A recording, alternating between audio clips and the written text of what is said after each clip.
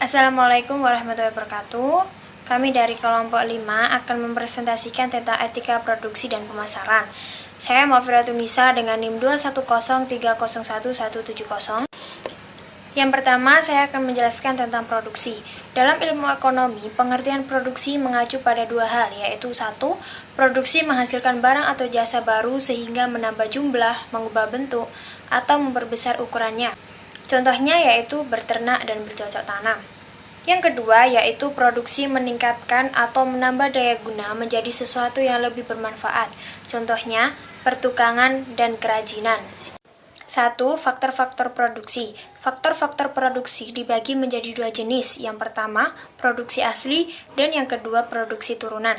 Produksi asli meliputi tanah, air, udara, sinar matahari, tumbuhan, hewan, dan sumber daya manusia. Sedangkan produksi turunan meliputi modal dan keahlian. Yang kedua, tujuan produksi. Tujuan produksi antara lain yaitu 1. Memperbanyak jumlah barang dan jasa. 2. Menghasilkan barang dan jasa yang berkualitas tinggi. 3. Memenuhi kebutuhan sesuai dengan peradaban. 4. Mengganti barang-barang yang rusak atau habis. 5. Memenuhi pasar dalam negeri untuk perusahaan dan rumah tangga. 6. Memenuhi pasar internasional. Dan yang terakhir, meningkatkan kemakmuran. Yang ketiga yaitu proses produksi. Proses produksi adalah suatu kegiatan yang dilakukan melalui tahapan-tahapan tertentu untuk menghasilkan atau menambah manfaat barang atau jasa. Setiap barang atau jasa memiliki proses produksi yang berbeda. Biasanya meliputi tahap ide sebagai berikut. 1.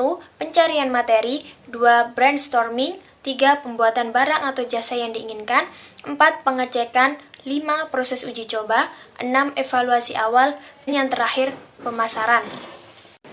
Yang keempat yaitu fungsi produksi. Fungsi produksi meliputi yaitu yang pertama, perencanaan dan desain produk.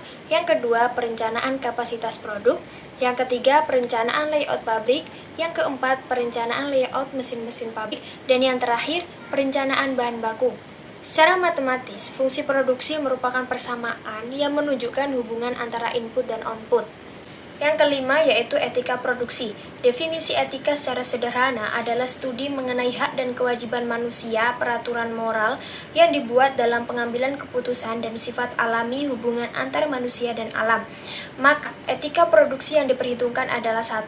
Nilai, yaitu aturan main yang dibuat pengusaha dan menjadi patokan berbisnis. Yang kedua, hak dan kewajiban, yaitu menerima dan menggaji karyawan, membayar pajak, dan sebagainya. Yang ketiga, peraturan moral, yaitu peraturan moral menjadi acuan tertulis yang sangat penting bagi pengusaha ketika mengalami dilema atau permasalahan, baik internal atau eksternal. Yang keempat yaitu hubungan manusia, yaitu memprioritaskan perekrutan karyawan dari masyarakat di sekitar perusahaan, menghargai hak cipta, dan sebagainya. Yang terakhir, hubungan dengan alam, yaitu ikut mengelola lingkungan hidup dan mengelola limbah sisa hasil produksi. Selanjutnya yaitu pemasaran. Pemasaran adalah proses penyusunan komunikasi terpadu yang bertujuan untuk memberikan informasi mengenai barang atau jasa dengan memuaskan kebutuhan dan keinginan manusia. Etika pemasaran berkaitan dengan keputusan pemasaran yang menyangkut etika. Etika adalah sesuatu yang bersifat tidak tetap. Maka, pola pandang dalam etika selalu bersifat relatif, tapi harus mengandung unsur kebaikan bersama. Contohnya adalah tulisan bebas lemak pada produk-produk makanan. Tulisan tersebut bisa saja benar bahwa makanan tersebut tidak mengandung lemak, tetapi seringkali konsumen lupa bahwa makanan tersebut masih mengandung kalori. Pola pandang ini disadari oleh produsen dan digunakan dalam promosi produknya.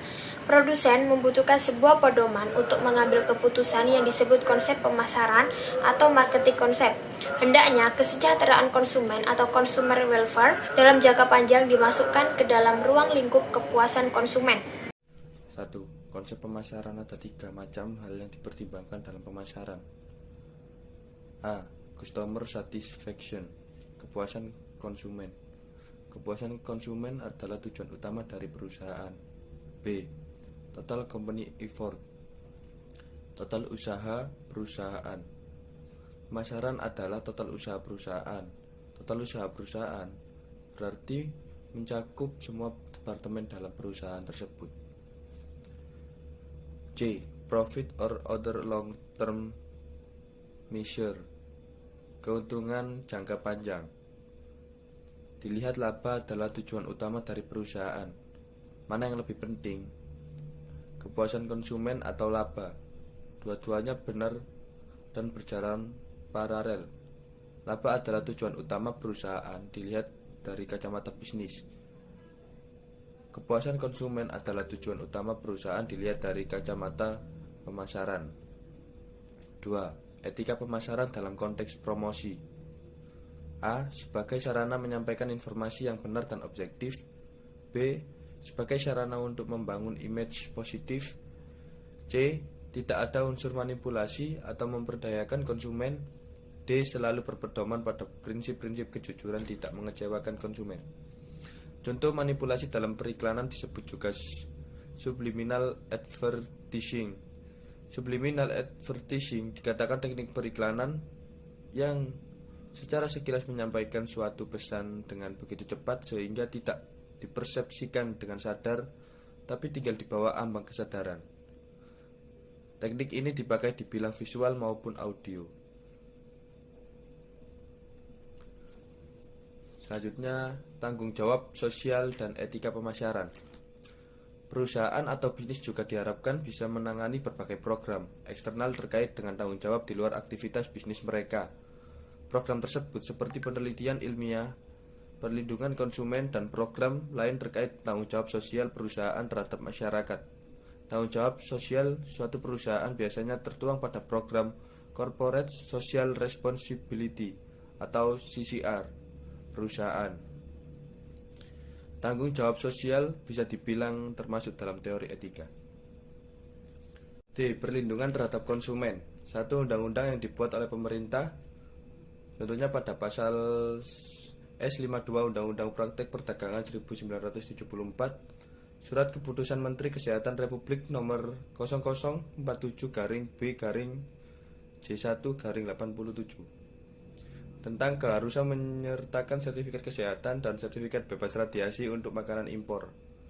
Surat Keputusan Kepala BPOM RI Nomor HK.0005.52.4040 tentang kategori pangan.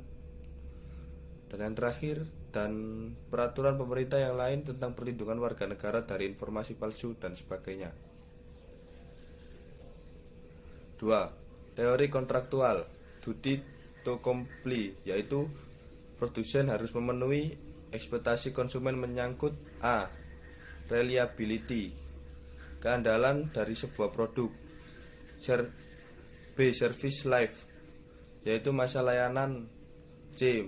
Maintainability, yaitu purna jual, perbaikan, dan penggunaan. D. Product safety, yaitu keamanan produk selama digunakan. Duty to disclosure, atau pemberian informasi yang memadai.